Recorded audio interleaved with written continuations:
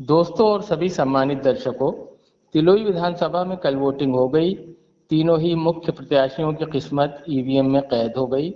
लेकिन तिलोई के चुनाव में क्या हुआ, इसका 10 मार्च से पहले तो पता नहीं चल सकता। लेकिन चुनाव आयोग के दिशा निर्देशों को नज़र में रखते हुए हम केवल तिलोई के चुनाव पर एक सरसरी नज़र डाल रहे हैं। हमारे साथ आज बात कर रहे हैं श्री संजय कुमार जी, जो जय किसान आंदोलन के एक बड़े नेता हैं। संजय जी, आप आवाज सुन रहे हैं? जी हाँ, सुन रहे हैं। सर, सबसे पहले तो हम आपसे ये जानना चाहते हैं कि मतदान का प्रतिशत थोड़ा सा बढ़ा, क्या जी, लोगों की बढ़ती जागरूकता इसकी वजह है या धार्मिक कट्टरता की वजह से ऐसा हो रहा है? कितना मतदान का प्रतिशत बढ़ा, थोड़ा सा हमें बता दें आप। 59.70% ये मतदान 59 हुआ। ये 2022 का। जी। और 2017 का कितना था? 57-56। इस बार 59% हुआ जी। और उस बार 57 के आसपास था। थोड़ा थोड़ा हर 57 बार के बढ़ आस। रहा है, नहीं पहले तो 52-53 हुआ करता था, एक बार जी, तो 49 भी रहा है। अच्छा। तो मतदान का प्रतिशत लगभग 3% बढ़ रहा है। जी जी। तो ये तो जागरूकता की बात है। जी, लोग जागरूकता की जागरूक वजह से। हैं और मतदान का प्रतिशत बढ़ा, ये तो बहुत खुशी की बात है। नेताओं की बयानबाजी तो इसके पीछे वजह नहीं है?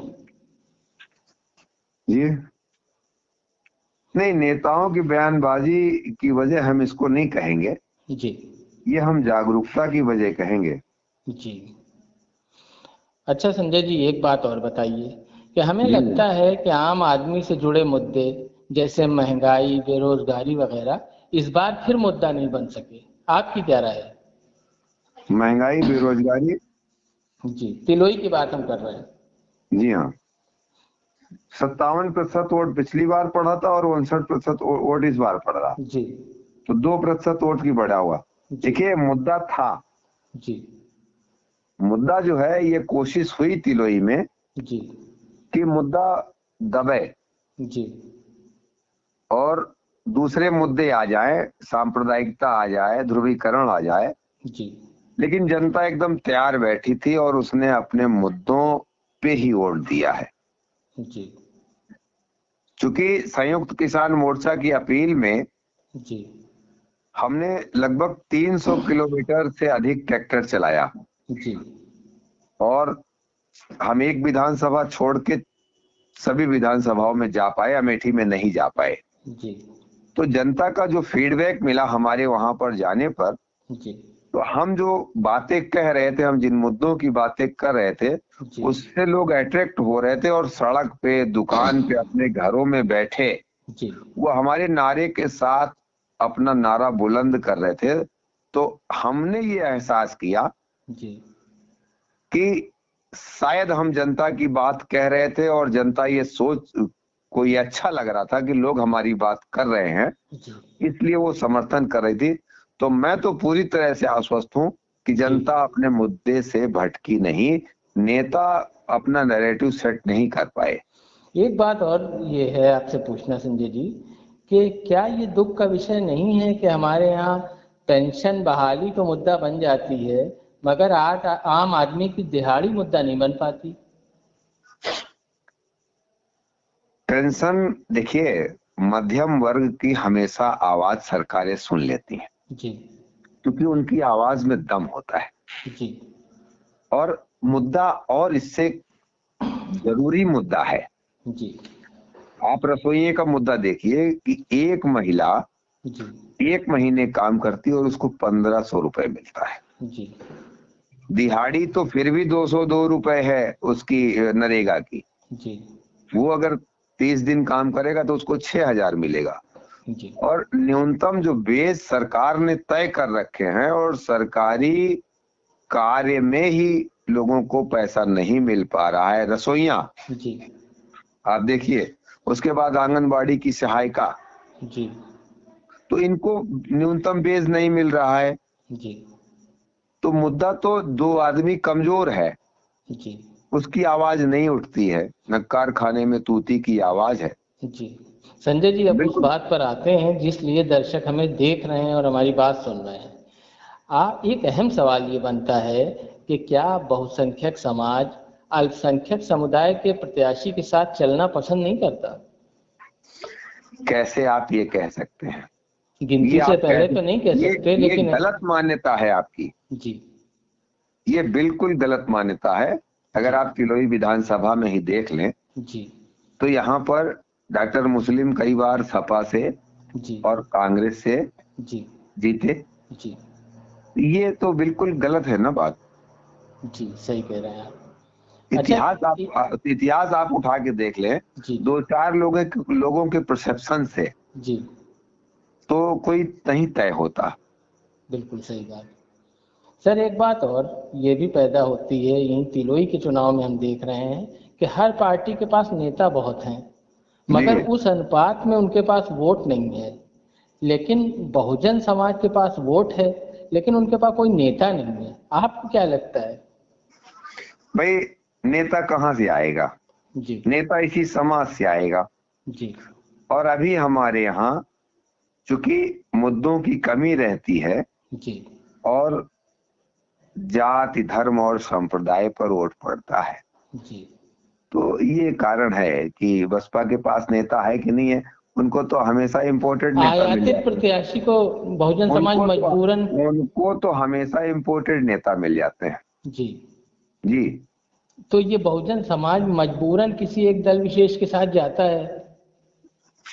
नहीं, मजबूरन क्यों कहेंगे? जी कोई भी संगठन जी काम कर रहा है और उसने अपना नेता बनाया है, उसको अपने नेता पे विश्वास है। जी दूसरे तमाम जो राजनीतिक संगठन हैं जी उनके भी वर्ग हैं और वो भी अपने वर्ग हित का ध्यान रखते हुए वोट देते हैं। जी तो अगर बहुजन समाज, जिसमें कि ज्यादातर वंचित वर्ग के लोग हैं, जी, अगर वो अपने नेता पे विश्वास करते हैं तो इसमें क्या बुराई है? लोकतांत्रिक व्यवस्था में हमें तो नहीं बुराई लगती। बिल्कुल सही। अच्छा संजय जी, आप खुद भी किसान हैं और किसानों की लड़ाई लड़ने के लिए जाने जाते हैं। आप बॉर्डर तक गए, आपने पक्का मोर्चा भी लगाया। आपसे सवाल करना मुनासिब है कि क्या तिलोई का किसान अपनी ताकत नहीं पहचान रहा? क्योंकि अगर पहचान रहा गणना है, की जाए, देखिए गणना के हिसाब से तो सबसे ज्यादा मतदाता किसान ही है, मगर उस पर शासन किया जा रहा है। ऐसा है साहब।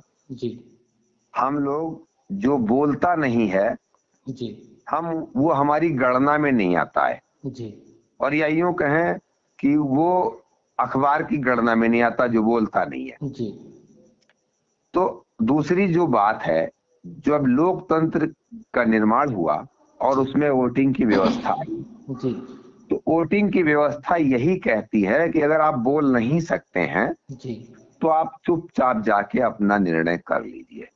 जी तो जनता को, मतदाता को, वंचित वर्ग को बोलने की कोई जरूरत नहीं है। जी उसके लिए बहुत बढ़िया जो है अधिकार जो उसका वोट का है, वो जी चुपचाप जाके साइलेंट से बिना किसी बताए वो अपना निर्णय कर आती है।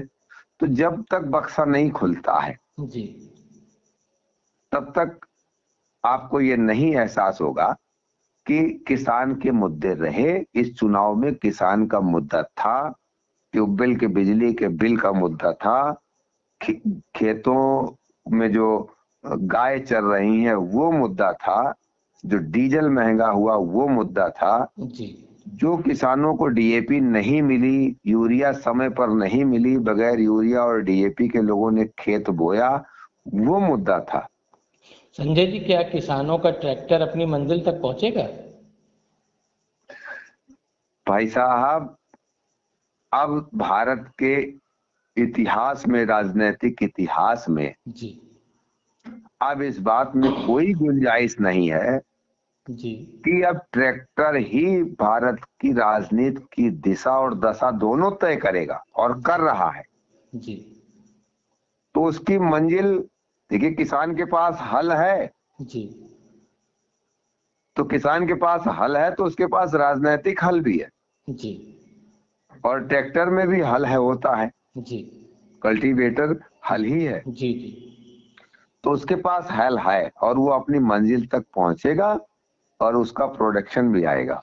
सर उसका उत्पाद आखिरी दिया। और सबसे अहम सवाल, जिस सवाल को सुनने के लिए लोग हमें सुन रहे हैं, वो सवाल ये है कि क्या बदलाव चाहने वाले वोट बिखर गए तिलोई में?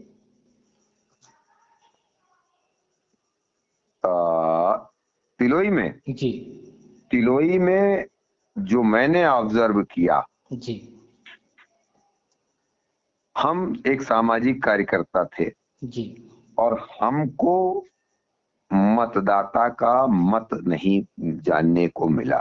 जी हमने जहां भी कोशिश की पिछले 1 महीने में, जी लोगों ने अपना मत बताने से ज्यादा मेरा मत समझने की कोशिश की। जी तो मैं ये जान सकता हूं कि तिलोई का मतदाता बहुत ही जागरूक, जी बहुत ही होशियार और बहुत ही जिम्मेदार है। वो अपने मताधिकार का प्रयोग कहाँ करेगा, जी। वो लोगों को बता नहीं रहा है और सबको चेक कर रहा है, सबको खुश कर रहा है।